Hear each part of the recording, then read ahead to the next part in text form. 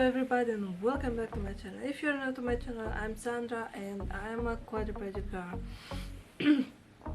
In this video I want to show you an old video of me cooking after my accident in an adapted kitchen in the rehabilitation center where I was, and I remember being really accessible, that I could go with my wheelchair underneath everything, table, sink, everywhere I could go underneath with my wheelchair. And it was 1 year after my accident, so already 4 years ago that happened. And there is my occupational therapist that is helping me a little bit with tools, with things to get around there. You see a little bit, and I hope you guys like it. Want to see it? Keep on watching.